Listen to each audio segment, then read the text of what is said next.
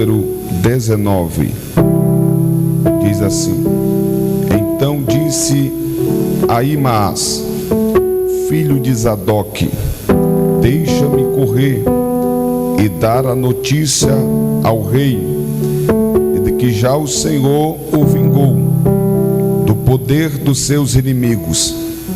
Mas Joabe lhe disse: Tu não serás hoje o portador de novas, porém outro dia serás. Hoje não darás a nova, porque é morto o filho do rei.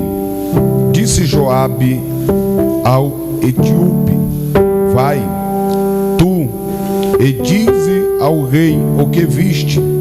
Inclinou-se a Joabe e correu. Prosseguiu Ahimaás, filho de Zadok, e disse a Joabe: Seja o que for, deixa-me também correr após o etíope. E disse Joabe: Para que agora correrias tu, meu filho? Pois não terás recompensa das novas. Seja o que for, tornou Ahimaás: Correrei. Então Joabe lhe disse: Corre. Ahimaás correu pelo caminho da planície e passou o etíope. Você pode dizer glória a Deus por esta palavra? Senta adorando o nome do Senhor Jesus. Irmãos, nós estamos nesta noite mediante a uma palavra que costumo dizer que liberta, que transforma, que sara, que cura e que leva o homem e a mulher aos céus de luz. 2 Samuel, capítulo de número 18, narra algo extraordinário. Davi, ele tem um filho por nome Absalão, e Absalão, ele está de olho no trono. Absalão está obcecado a ser rei em Israel, e a Bíblia diz que ele vai usar de artimanha para sentar na cadeira real. Davi, por sua vez, temendo a sua morte, pois Absalão crescia em números que estava ao seu lado. Davi, ele vai se esconder. Davi vai fugir para não morrer. E a Bíblia diz que Absalão está crescendo um dia após o outro. Ele quer se tornar rei a qualquer custo. E a palavra do Senhor diz que Davi, ele está montando o seu exército. De um lado, Davi se prepara, de outro, Absalão se prepara. E a Bíblia diz que uma guerra está prestes a estourar. A palavra do Senhor diz que Absalão agora, ele recebe um conselho para ir com todo o seu exército e pelejar contra Davi. Por sua vez, Davi também está bem preparado. O texto diz que eles vão pelejar em Efraim, no vale de Efraim. E no meio desta peleja, a Bíblia diz que o exército de Davi, mais uma vez, vence aquela batalha. Pelo menos 20 mil homens de guerra tombam diante do exército de Davi. O que eu acho interessante, que a Bíblia diz que morreram mais os que foram tragados pelo bosque do que os que caíram à espada. Por quê? Porque a mão de Deus estava favorecendo a Davi. A mão do Senhor estava favorecendo o rei legítimo. A Bíblia diz que Absalão, ele está vindo montado no seu mulo, quando de repente ele fica enganchado sobre um arbusto. Ele está sobre os céus e sobre a terra. De repente alguém percebe aonde Absalão estava e vai levar a notícia até Joabe. Quando essa notícia chega até Joabe, Joabe faz uma pergunta dizendo: dizendo: por que você não acabou com ele? Por que você não aniquilou com ele? É inimigo de Davi. Aquele moço diz: longe de mim tocar no filho do rei. Aí a palavra do Senhor diz que Joabe vai pegar pelo menos 3 flechas e vai flechar Absalão. Ele ainda está vivo enquanto o exército de Davi chega e dá cabo da sua vida. Neste presente momento, Joabe agora vai mandar a mensagem para Davi. Ele manda chamar o Etíope para levar a mensagem, mas neste momento aparece Ahimaás. Ahimaás é conhecido do rei. Ahimaás é um mensageiro conhecido. Perceba que o nome dele é citado na Bíblia Sagrada. Perceba que Ahimaás, o pai dele, é citado na Bíblia Sagrada. Ele vai até Joabe e pede para que o deixasse ele levar a mensagem. Aí Joabe olha e diz: não, tu não vai levar mensagem nenhuma, porque tu não tem mensagem. A mensagem quem vai levar é o Etíope. Quem vai levar a mensagem é o Etíope. A Bíblia diz que ele se curva diante de Joabe e corre para levar a mensagem. Mas o texto sagrado diz que Ahimaás insiste a Joabe dizendo: permita que eu leve a mensagem. A primeira verdade que eu aprendo aqui nesse texto é que Ahimaás é famoso. Ahimaás tem um pai registrado na Bíblia Sagrada, é conhecido do palácio, mas naquele dia ele não tinha mensagem nenhuma para entregar. Mas por causa da sua insistência, a Bíblia diz que Joabe libera que ele vá. Ele corre, ele é mais ágil, ele chega primeiro. Quando ele chega diante do rei Davi vai fazer uma pergunta para ele dizendo: qual é a mensagem que você tem para me entregar? Ele está diante do rei e ele libera uma palavra dizendo: meu rei, vive o Senhor que eu não sei. Eu gostaria de trazer uma palavra do coração de Deus ao coração da igreja aqui nesta noite, intitulado no tema: mensageiro sem mensagem. Percebe que ele tem a fama, mas não tem mensagem. Percebe que ele tem um nome, mas não tem mensagem. Percebe que ele é conhecido, mas não tem mensagem. Isso me faz recordar de algo que está pairando em o nosso meio. Pessoas que têm nome, mas não tem mensagem. Pessoas que têm dinheiro, mas não tem mensagem. Pessoas que têm fama, mas não tem mensagem. Mas o grandão está na casa e está dizendo: Daniel, eu vou levantar homens e mulheres que sejam portadores da minha mensagem. O grandão está na casa e está dizendo: ei, eu vou levantar uma igreja poderosa que carrega a minha mensagem. Repita comigo nesta noite, diga: mensageiro sem mensagem. Se você observar a vida de Ahimaás, você vai perceber que ele é conhecido do rei. Quando ele vem correndo, o rei de longe observa, alguém olha e diz: ei, quem está vindo aí é Ahimaás, é o mensageiro. Ele é conhecido do palácio. Ahimaás tem o seu nome estampado sobre aquele reino, mas quando ele chega diante do rei, fugiu a mensagem. Não tem mensagem. Perceba que Ahimaás correu mais rápido do que o Etíope.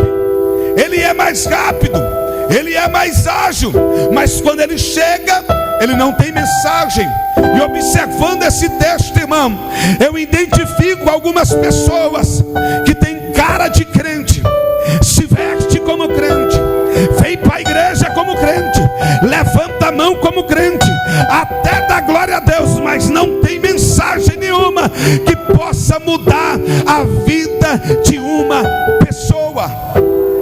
Eu quero trazer uma palavra do coração de Deus ao coração de alguém aqui nesta noite, porque Jesus, Ele é o maior interessado aqui nesta noite, de colocar uma mensagem de vitória na tua boca, de colocar uma mensagem de vida na tua boca. Nós estamos vivendo um século que pessoas até querem ir. Eu quero ir, quero fazer, deixa-me fazer. A pergunta é: você tem a mensagem? Você carrega a mensagem? Você vive a mensagem? Toda vez que o Senhor vai levantar alguém na sua presença, Ele vai liberar uma palavra dizendo: come deste rolo de dia e de noite, de dia e de noite, de dia e de noite. O grandão está na casa e está dizendo: Daniel, eu quero levantar uma igreja que é cheia da minha palavra, cheia da minha palavra. Nós clamamos por avivamento, nós pedimos avivamento da parte de Deus, mas quando eu observo Abacuque clamando ao Senhor, eu percebo que o avivamento, ele vem através da palavra, porque Abacuque narra dizendo: eu ouvi a tua palavra e temi. Aviva, ó Senhor, a tua obra. Tudo é através da palavra. O grandão está na casa e está dizendo: Daniel, eu vou levantar uma geração cheia da minha palavra. Eimas, toma atitude. Eimas, se levanta, se posiciona, corre, mas não tem mensagem. Ele está diante do rei, o rei quer saber a mensagem, mas ele não tem a mensagem, ele não sabe o que ocorreu naquele episódio. Ele está diante do rei, ele tem a oportunidade da sua vida, mas não tem a mensagem. Um escritor já disse, um pregador muito antigo disse: pregue em todo tempo, pregue em todo tempo, em todo tempo pregue a palavra do Senhor. E se preciso for, use palavras. O grandão está na casa e está dizendo: nós estamos vivendo um século onde pessoas dão mau testemunho demais. Nós estamos vivendo um século onde pregar está difícil, porque as pessoas rejeitam a pregação da nossa boca. Mas o grandão está na casa e está dizendo: ei, o teu testemunho, o teu testemunho, o teu testemunho, o teu testemunho está falando ao coração de alguém. Pessoas despreparadas para cumprir o ide do Senhor, para cumprir a vontade do Senhor. Certa feita eu estava fazendo uma cruzada na cidade de Catalão, Goiás. Colocamos o som, equipe de louvor, adoração. No momento que eu estava pregando, tinham algumas pessoas fazendo caminhada, e uma senhora com seu esposo fazendo caminhada, e de longe ela ouviu aquele barulho e disse: vamos lá ouvir o que aqueles políticos mentirosos estão falando. Ela achou que era um comício. Quando chegou lá, o pastor estava pregando, suando igual cuscuz. E o interessante é que enquanto eu pregava, eu dizia: joga a mão para cima. Esse jargão de pregador, joga a mão para cima e dá glória. Tem gente que não gosta. Aí eu dizia: joga a mão para cima e dá glória. Aí ela lá de cima da escadaria jogava a mão para cima e dava glória. E eu dizia: chegou 2 crentes ali. E não sabia eu que ela era ímpia. E eu pregava e dizia: joga a mão para cima e dá glória. E ela jogava a mão para cima e dava glória. Quando eu fiz o apelo, eu perguntei: tem alguém que quer aceitar Jesus como o único e suficiente Salvador da sua vida? Ela veio descendo daquela escadaria, ela e o esposo se curvou diante do altar e aceitou a Jesus como o único e suficiente Salvador da sua vida, irmão. O grandão está na casa e está dizendo: eu quero salvar, eu quero libertar, eu quero transformar, mas primeiro eu preciso levantar alguém que carrega a mensagem sobre a sua boca.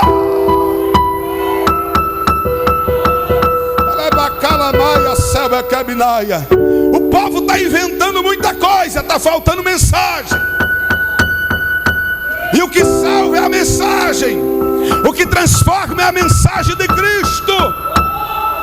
Jesus disse: eu sou o caminho, eu sou a verdade e eu sou a vida. É essa palavra que transforma. Eu me recordo que quando eu ainda estava no mundo das drogas, um pastor me parou no meio da rua, fez uma simples pergunta dizendo: o que tem dentro da igreja? Que eu estou lá dentro da igreja. Eu disse: eu não sei. Ele disse: tu quer saber? Eu disse: quero. Ele disse: então vem comigo. Entrei dentro daquela igreja, levantei a mão e aceitei a Cristo como único e suficiente Salvador da minha vida. O grandão está na casa e está falando ao coração de alguém: você precisa carregar a mensagem. Pastor, o meu nome não está no cartaz, a minha foto não está no cartaz. Irmão, nós estamos falando aqui acerca de um moço que era famoso, acerca de um moço que era conhecido, acerca de um moço que era grande, mas que não tinha mensagem. É o que nós estamos vivendo hoje. O grandão está na casa e está dizendo: Daniel, eu quero levantar os meus pequeninos, porque tem muita gente que cresceu demais e já não ouve mais a minha voz.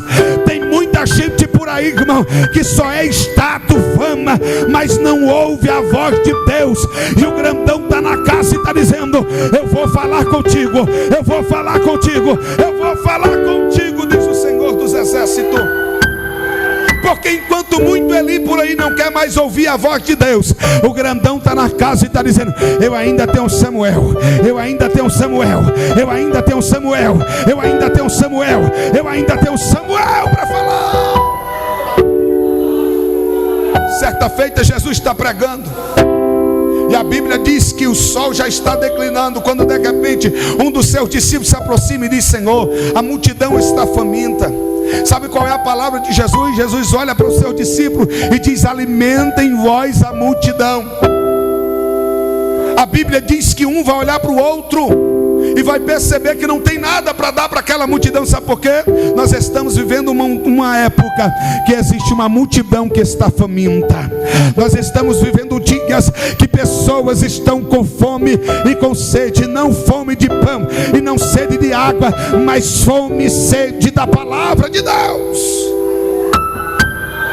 Jesus olha e diz: alimenta a multidão. Pedro vai olhar para Tiago, Tiago vai olhar para André, André vai olhar para Filipe, Filipe vai olhar para Bartolomeu, Bartolomeu para Judas, Judas para Tomé. Um vai olhar para o outro, vai perceber que não tem nada.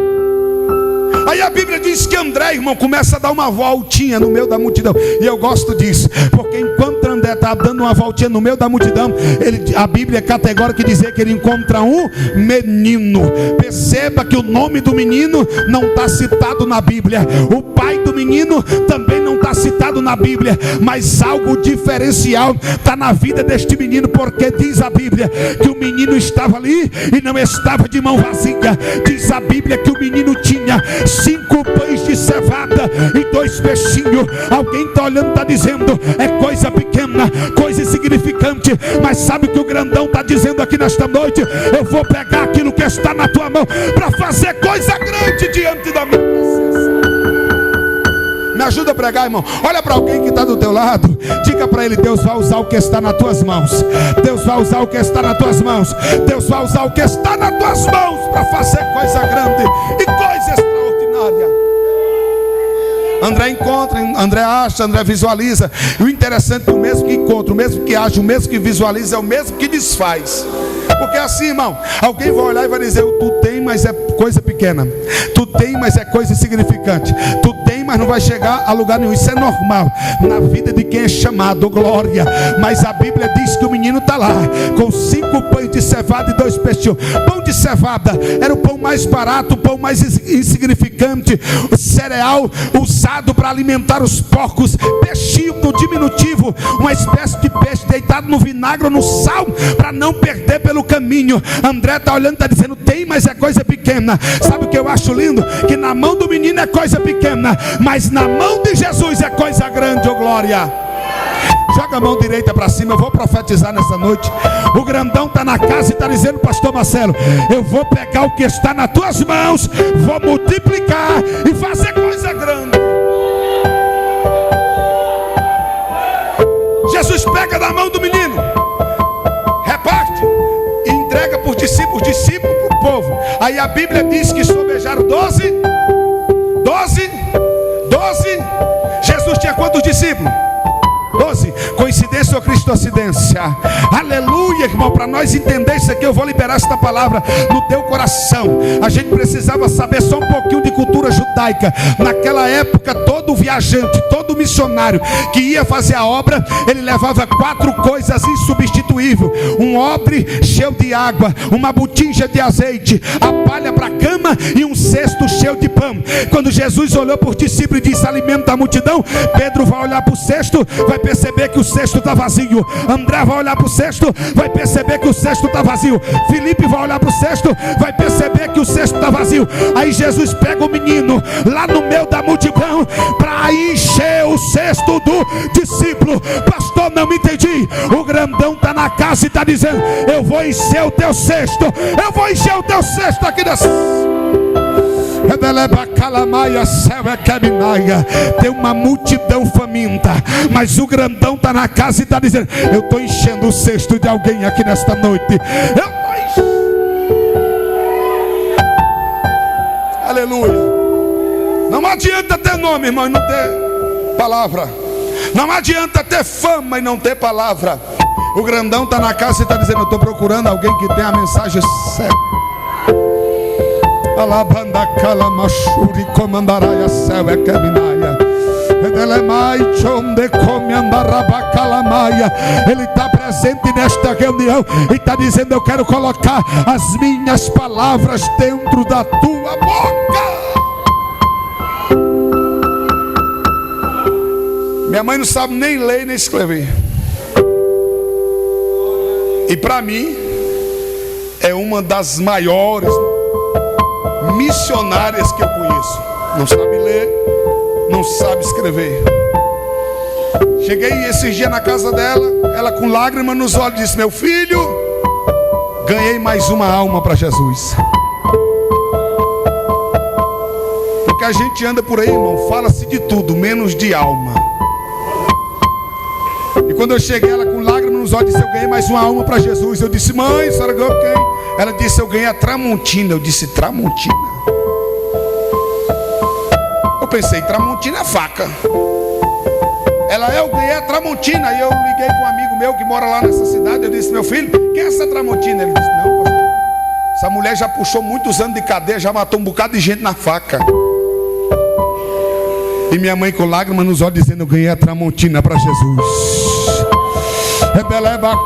Pastor, mas ela não sabe ler nem escrever, irmão. Ela pega a Bíblia aqui e abre assim e diga: leia. A pessoa lê e ela começa a pregar. Ela começa a pregar. Ela começa a pregar. Ela começa a pregar. O grandão está na casa e está dizendo: eu vou colocar as palavras certas da tua boca. Não é por muito falar que eu e você será ouvido. Mas eu quero profetizar aqui nesta noite que Deus está colocando a palavra certa. Alabanda calamachúria. Deus está colocando a palavra certa, a palavra certa, a palavra certa. Às vezes a gente grava, tem gente que não entende. Mas há 2 dias atrás, o meu telefone tocou, o camarada lá de Minas Gerais, dizendo: pastor, ora por mim, ora por mim, ora por mim, ora por mim. Quando eu comecei a dar atenção para ele, perguntando o que estava acontecendo, ele disse: pastor, ontem à noite eu peguei o revólver, porque eu perdi minha esposa, perdi os meus filhos por causa do álcool. Eu peguei aquela arma, coloquei na cabeça e disse: eu vou tirar minha vida uma vez por todas. De repente, antes de fazer isso, eu peguei o celular. Quando eu peguei o celular, tinha uma mensagem do Senhor, e através daquela mensagem eu entendi que Jesus pode mudar a minha vida, que Jesus pode mudar a minha história, que Jesus pode entrar na minha casa. Pastor, não entendi. O grandão está na casa e está dizendo: ei, abra a tua boca e pregue, abre a tua boca e cante, abre a tua boca e adora, porque através da sua vida eu vou salvar alguém. Deus quer nos usar, irmãos. A única coisa que a gente precisa é ter a mensagem. A única coisa que a gente precisa é levar a mensagem. Tem gente que diz: eu não sei pregar. Fale o que você sabe E Deus vai se encarregar de colocar a unção sobre estas palavras. Ele está presente nesta reunião, está mandando profetizar na vida de alguém. Alguém nunca mais lançará palavras vazias. Alguém nunca mais lançarão palavras vãs. O grandão está na casa e está dizendo: as palavras liberadas na tua boca sairão com poder, sairão com autoridade, sairão com unção, sairão com graça. O grandão está na casa e está dizendo: através da tua vida eu vou quebrar cadeias, correntes, ferrolhos, almas serão libertas.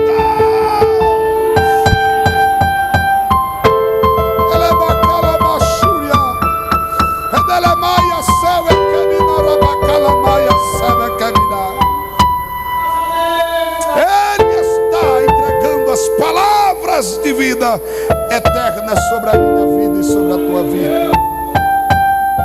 Ele está colocando sobre nós nesta noite palavras que transformam, palavras que libertam, palavras que curam, palavras que saram, palavras que levam o homem e a mulher para os céus.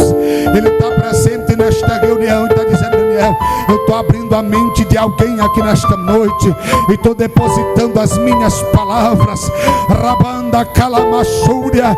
Ele está presente e está dizendo: prepara, porque eu vou te levantar como um pregoeiro da minha palavra.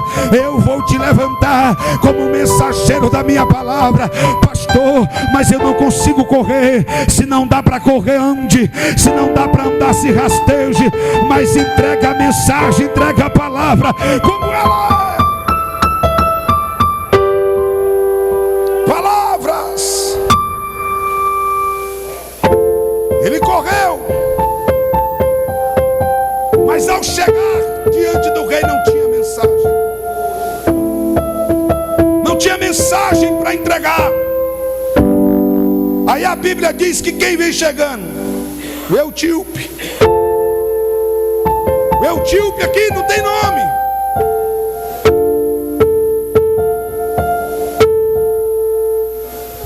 Não é conhecido. Mas ele vem trazendo nos seus lábios a mensagem. Ele é bacala macho. Eu quero ser boca de Deus aqui nesta noite, irmão. Deus vai levantar homens e mulheres que vão levar a mensagem de Deus verdadeira. Tem muita gente por aí, irmão, querendo ser um eco. Tem gente que plagia tão bem, coloca um pedestal, uma garrafinha de água, até o jeito do pregador ele faz igualzinho. Só que o grandão está na casa e está dizendo: eu não quero levantar eco, eu quero levantar uma voz.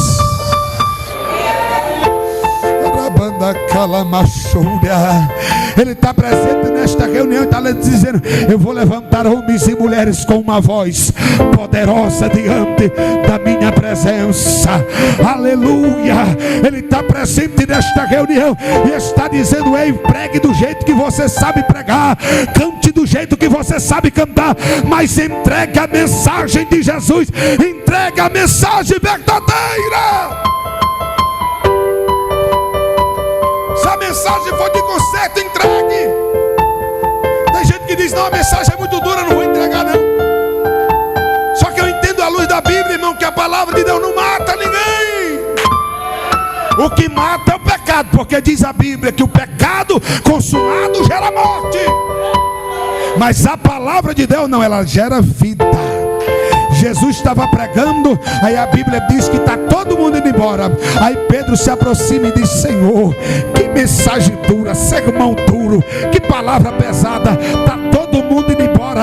Parece que eu vejo Jesus olhando para Pedro e perguntando: e aí, Pedrão, vai pular do barco, quer ir embora também? Parece que eu vejo Pedro respondendo: Senhor, eu não vou embora, não é porque eu vi o Senhor ressuscitar a Lázaro, eu não vou embora, não é porque o Senhor ressuscitou o filho da viúva de Naim, eu não vou embora, não é porque o Senhor ressuscitou a filha de Jairo, eu não vou embora, não é porque o Senhor curou o surdo, eu não vou embora, não é porque o Senhor curou o cego, eu não vou embora, não é porque o Senhor entrou na casa de Zaqueu e mudou sua vida, eu não vou embora Senhor, não é porque eu vi o Senhor caminhando por cima das águas, não é porque o Senhor curou leproso, mas eu não saio daqui, porque só tu tem palavra de vida eterna. O sermão pode até ser duro, mas o grandão está na casa e está dizendo: vai gerar vida, vai gerar vida, vai gerar vida, vai gerar vida. Deste altar vai gerar vida. Me ajuda a pregar, olha para alguém que está do teu lado, diga para ele: a palavra de Deus, diga, a palavra de Deus não gera morte, a palavra de Deus gera vida. Isaías recebe a mensagem, vai até a casa do rei Ezequias e diz: a mensagem é: coloca a tua casa em ordem, porque você vai morrer e você não vai viver. Que mensagem dura. Aí a Bíblia diz que o rei Ezequias vira o rosto para a parede e começa a derramar lágrimas diante do altar do Senhor. Sabe o que eu acho interessante? É que Isaías está descendo a escadaria do palácio, quando o meigo Espírito Santo brada no seu coração dizendo: volta e diz para Ezequias que eu ouvi a sua voz, eu ouvi o seu clamor, eu vi as suas lágrimas. Diga para ele que ele não vai morrer, mas ele vai viver. Quem sabe alguém entrou aqui nesta noite debaixo de uma palavra maldita, dizendo: tu vai morrer, tu vai perecer, mas o grandão está na casa e está dizendo: recebe vida, recebe vida, recebe vida, recebe vida, recebe vida, recebe vida.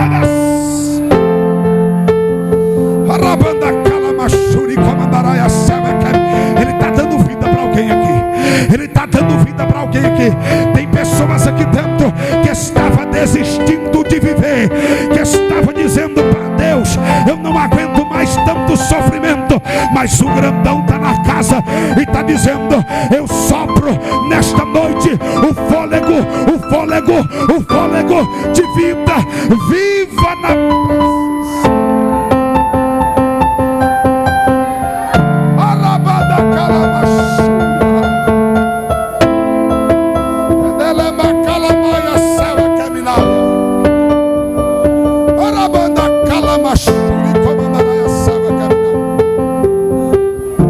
Vai valer a pena carregar a mensagem de Cristo. Vai valer a pena ser um porta-voz de Deus. Porque a pergunta de muitos é: será que vai valer a pena?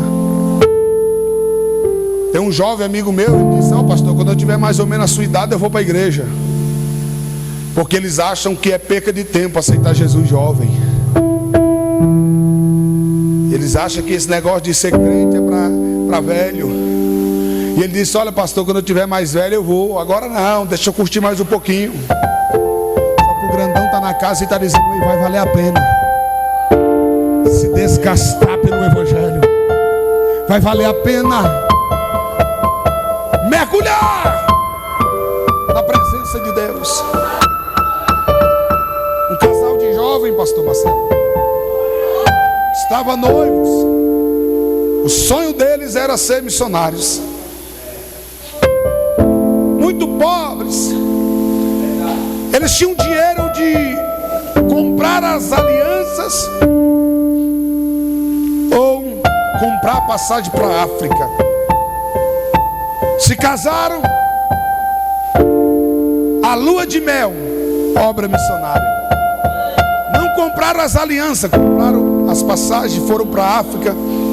A igreja local fizeram uma festa, levaram eles até o aeroporto e enviaram para a África. Lá eles ganharam muitas almas para Jesus. Fizeram uma obra maravilhosa, implantaram igrejas, tiveram filhos, mas os filhos morreram de algumas doenças que tinham naquele país. 50 anos se passaram. Um olhou para o outro e disse: chegou a hora de voltar. Vamos voltar para casa. Compraram as passagens. Quando chegou no aeroporto, não tinha ninguém para recebê-los. Chegaram em casa, os móveis poeirados, comidos pelos cupins. Aquele pastor olhou para sua esposa e fez a seguinte pergunta: esta é a paga que Deus dá para os seus filhos quando voltam para casa? Não tinha ninguém no aeroporto, ninguém veio receber-nos.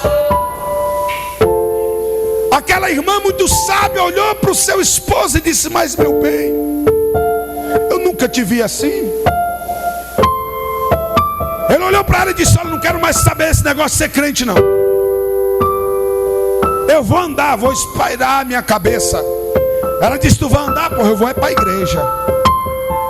Ah, tu vai para a igreja? Então quando tu chegar lá na igreja, tu pergunta para Deus se essa é a paga que Deus dá para alguém que gasta 50 anos da sua vida como missionário.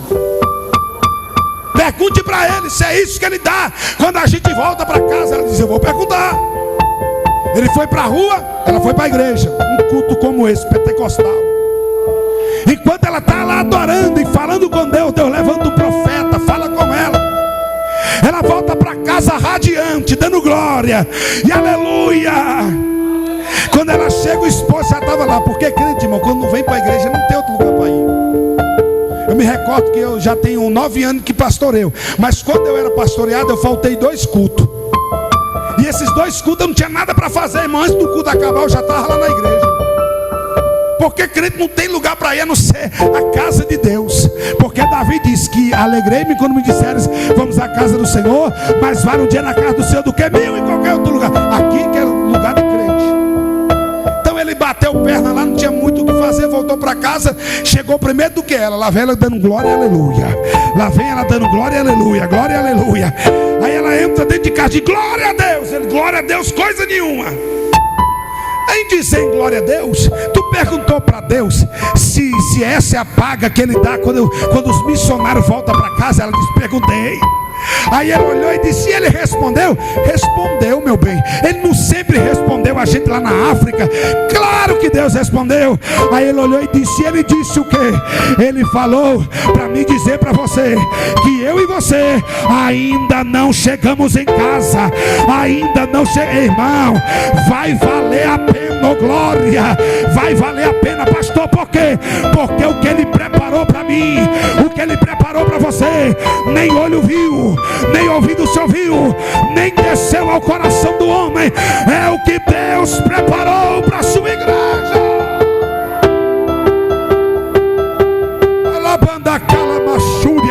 Ele está presente e está dizendo: vai valer a pena, vai valer a pena. Pastores que me ouvem, vai valer a pena, vai valer a pena, vai valer a pena. Cada levante, cada calúnia, cada investida do diabo, vai valer a pena, porque maior é o Deus que nós servimos. Alabanda calamachuri comandarai a selva caminaia. Fazer a obra é abrir mão, irmão, de algumas coisas. Servir a Deus é abrir mão de algumas coisas. Jesus disse: aquele que quiser vir após mim. É quem quiser, irmão. Quem não quiser não precisa. Quem quiser vir após mim, primeiro, negue a si mesmo. Negue as suas vontades, os seus desejos. Cruz e siga-me. Servir a Deus é abrir mão de algumas coisas. E aí é que pega, que muita gente não quer. Elias vai passando, a Bíblia diz que Eliseu está na 13ª fileira de juntas de boi, lavrando a terra. Ele lança a capa sobre ele e diz: segue-me. Ele pega os bois, faz um churrasco e vai seguir o profeta. Porque servir a Deus é abrir mão de algumas coisas. Quer viver milagre? Quer viver o extraordinário? Então abra mão de algumas coisas por amor a Deus. Abre mão desse namoro que está te prejudicando. Tem gente que está em cima do muro, não toma decisão. Um dia adora a Deus, outro dia adora o mundo. Mas o grandão está na casa e está dizendo: vai valer a pena abrir mão do mundo para servir a Deus. 6 anos atrás, pastor Marcelo, o telefone toca: pastor Daniel, precisamos que o senhor vai dirigir uma igreja no Goiás.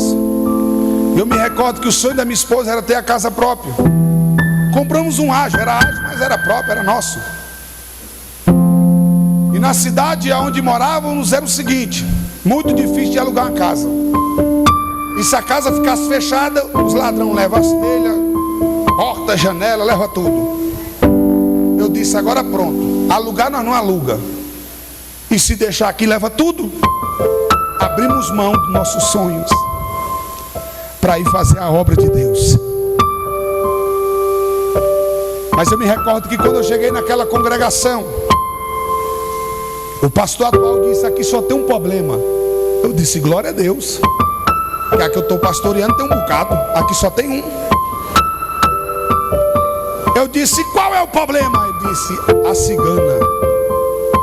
Eu disse: a cigana? Quando ela cai endemoniada, ela quebra tudo. Eu disse: lá onde eu estava, caí, era 5 endemoniados de uma vez só. Só uma. Culto de transição, está lá a cigana centrada na frente, junto com o esposo, e eu olhando. O culto aconteceu, tudo tranquilo, e chorando. O esposo dela, irmão, um ex-traficante e foragido. Quando acabou o culto, ele foi lá com lágrimas nos olhos, olhou para mim e disse: não é porque o senhor está atrás do púlpito que o senhor é homem de Deus não, viu? O senhor vai me provar dia por dia. Eu disse: olha a recepção que já foi boa. O pastor embarcou, veio embora para Brasília, lá ficou eu. A obra de libertação começou na vida da cigana. Levava uns pregadores para pregar, irmão, ela endemoniava, eles iam lá com tudo, ela metia porrada neles. Era normal, era todo culto ela caía endemoniada. No dia que eu não quisesse que ela manifestasse, era só não orar por ela, deixar ela quieta. 2 anos e 6 meses, irmão, ela caindo possessa todo culto. Eu tinha feito um voto com Deus que eu iria 12 vigílias por ano. Aqui em Brasília, irmão, se você correr um pouquinho, você vai 12 vigílias num dia. Cheguei na cidade, lá não tinha vigília.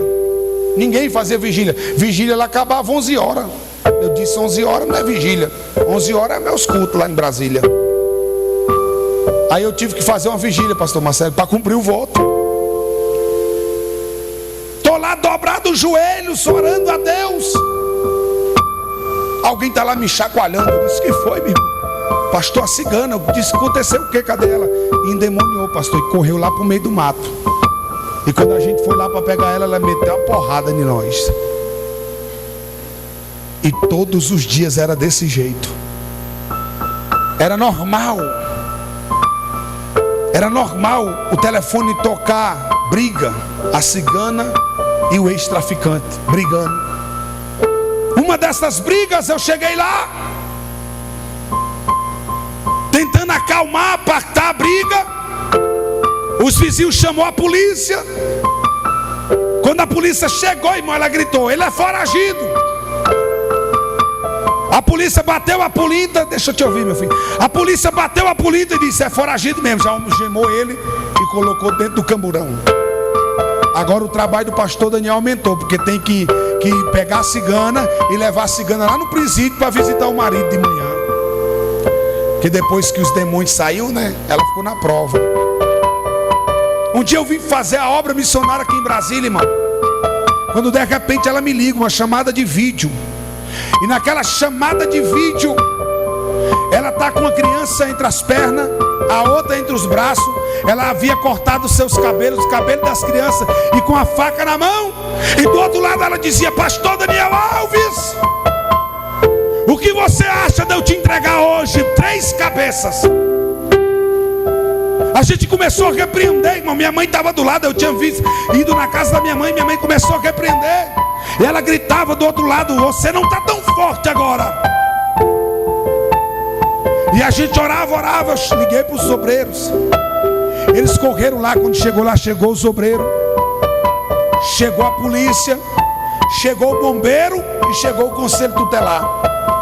O primeiro polícia, quando bateu o pé dentro daquela casa, ela revelou todos os podres que ele tinha. Ele olhou para o pastor e disse: como é que ela sabe disso aí? O pastor disse: é porque ela está endemoniada. Uma senhorinha do ciclo de oração entrou, botou a mão, expulsou os demônios. O conselho pega aquelas duas crianças e leva.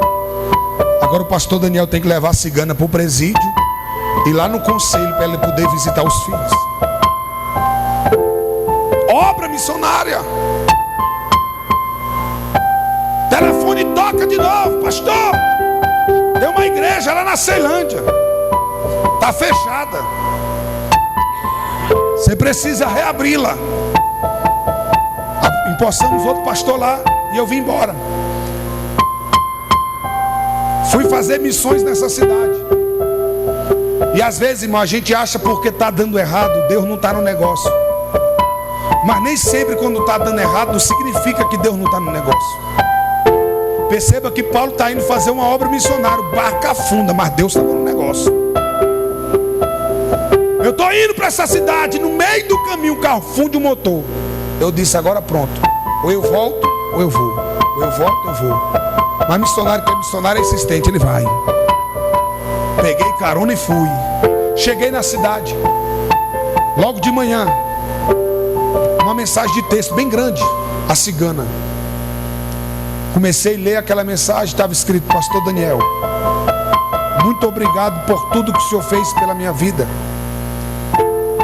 Obrigado por ter orado, por ter buscado. Diga para o meu esposo que eu amo ele.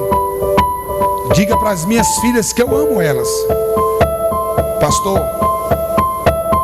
eu vou dar cabo da minha vida. Eu estou lhe enviando essa mensagem e agora mesmo eu estou indo para a BR me lançar debaixo de um caminhão. Quando eu vi aquela mensagem eu entrei em desespero. Estava sem carro, desci da casa que eu estava. O primeiro carro que eu vi, eu disse: me ajuda, tem uma moça indo se matar. Rapaz, subiu o vídeo e disse: não tem nada a ver com isso. Encontrei um senhor numa pampa. Eu disse: me ajuda, pelo amor de Deus. Ele disse: eu sou diácono da Assembleia de Deus, eu vou contigo lá. Eu disse: já vai orando, porque a cigana lá é barra pesada. Quando a gente foi chegando, irmão, ela estava indo assim, olhando para o nada.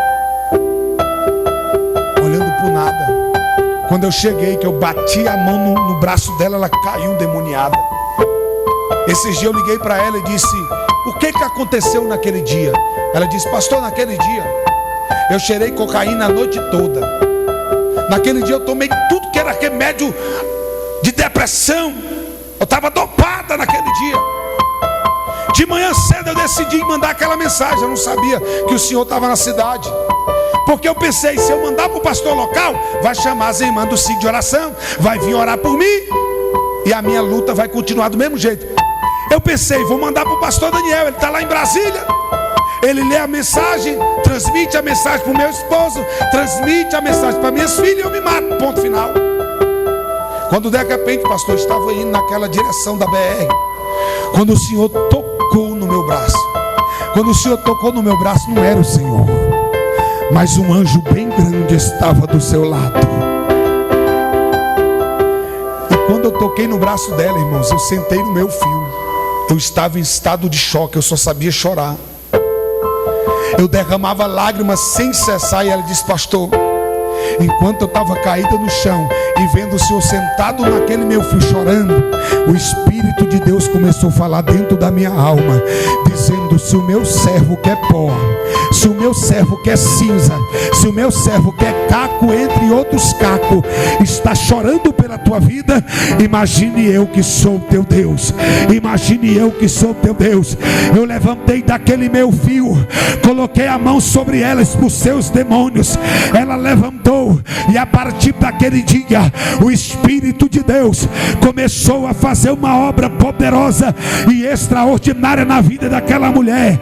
Ah, meu Deus do céu, ela começou a servir a Cristo de verdade, batizou nas águas. Deus foi lá, tirou o marido dela do presídio. Deus foi lá, arrancou os filhos dela do conselho tutelar, devolveu na mão dela, e o nome do Senhor